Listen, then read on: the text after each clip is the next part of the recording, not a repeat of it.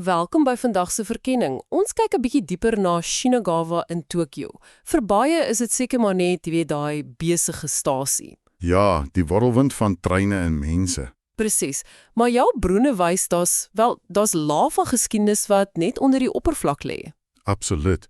Ons het hier materiaal wat spesifiek kyk na die ou Shinagawa-machi, die dorpie van Toeke se tyd, voor dit deel geword het van die groter Shinagawa-wijk. So, dit fokus op daai stories in plekke wat mens maklik miskyk. Dis reg, die vertellings, die amper vergete hoekies. Goed, so dis ons plan. Ons gaan vir jou van daai verborgde stories en juwele probeer uitlig, die dinge wat Shinagawa se ware karakter wys.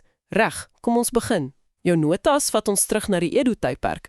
Ja, kyk, Shinagawa was destyds die heel eerste posdorp, die Tsukuba, soos jy Edo, wat nou Tokio is, verlaat het op die Tokado-pad na Kyoto. Die heel eerste ene. So, dit was die poort, eintlik. Presies. Waar reisigers en goedere in en uit beweeg het. Kan jy dink? 'n plek vol lewe en natuurlik vol stories.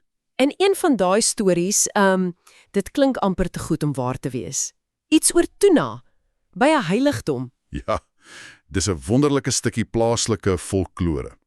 Dit kom van die Shinagawa heiligdom af. Okay, vertel. Die storie gaan dat die shogun Tokugawa Iemitsu midde in 'n bitterkoue winter vis was skaars, jy weet, spesifiek gesmag het na tuna. Tuna in die winter, dis moeilik. Baie moeilik. So 'n plaaslike visserman, heeltemal desperaat, het by die heiligdom gaan bid vir hulp. En die volgende oggend, Wag, laat ek raai.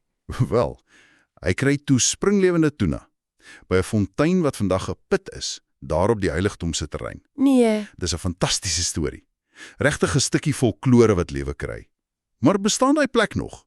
Die put, dit doen. Dis die Maguro no Ippopoi, letterlik die tuna put. Jy kry dit binne die Shinagawa heiligdom se gronde in Kita Shinagawa. En is daar nog tuna? Seker nie. Aha, nee, die tuna is lankal weg, maar die water word steeds as heilig gesien. Mense glo dit bring voorspoed vir besighede. Dis 'n regte versteekte juweel as jy daai stil heiligdom besoek. Dis fascinerend. Okay, so van heilige tuna by die heiligdom, neem jou bronne ons dan na 'n heel ander kant van Shinagawa se lewe as 'n posdorp. Ja, 'n meer wêreldse kant. Die bekende plesieerdistrik, die Yukaku. Presies. En daardie geskiedenis, wat nogal somber kan wees, bring ons by die nabygeleë Kaizoji-tempel. Dit staan ook bekend as Tsukimi-dera, die maankyk-tempel. En wat is die koneksie? Wel, hierdie tempel het 'n stille herinnering geword aan baie van die vroue, die yujo of kortisanes, wat in daardie moeilike omstandighede van die plesierdistrik gewerk het. So hulle is daar begrawe. Baie van hulle, ja. Hulle het dikwels maar swaar gelewe en hulle laaste rusplek is hier. Sjoe. Dis nogal 'n skerp kontras, né? Die glans van die swewende wêreld vir party, maar dan die harde realiteit daar agter. Wat sien 'n mens vandag daar by die tempel? Daar's 'n spesifieke plek, die Yujo-zuka. Dit beteken die kortisanes se grafheuwel. Dis in die stil tempelgronde, ook in Kita Shinagawa. 'n Grafheuwel. Ja, dis 'n area met baie naamlose grafstene.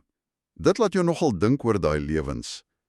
Die tempel self is vandag baie vredig, 'n regte toevlugsoord. En ek sien hier in die notas iets oor katte ook. O ja, dis nog 'n interessante stukkie geskiedenis daar.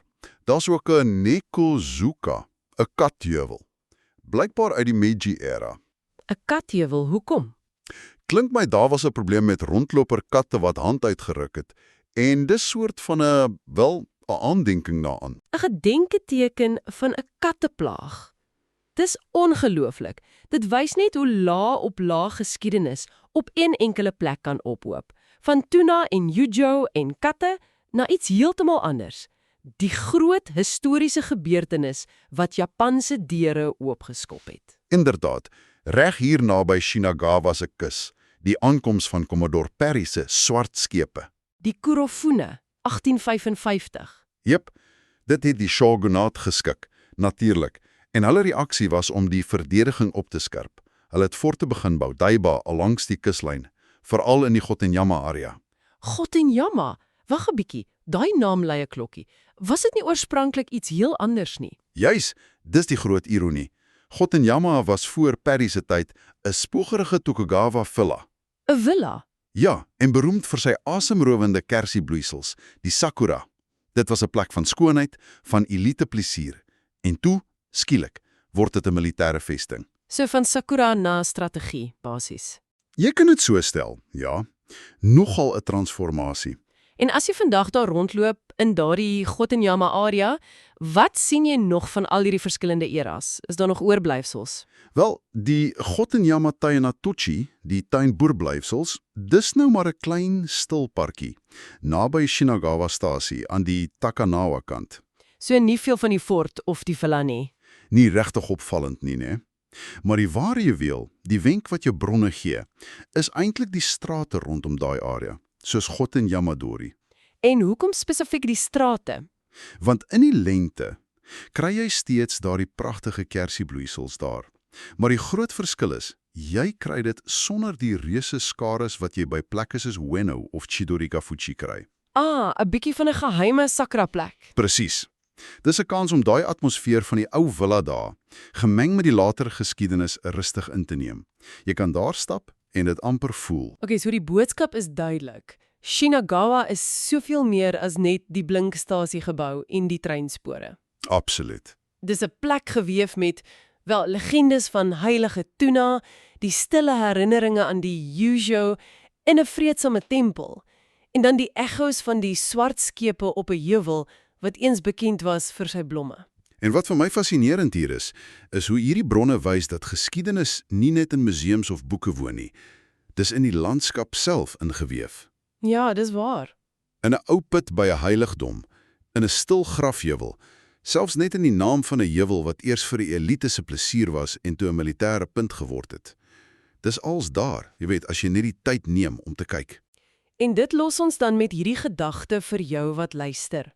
Watter verborge geskiedenisse, watter stille verhale lê dalk net onder die oppervlak van die plekke waardeur jy elke dag beweeg?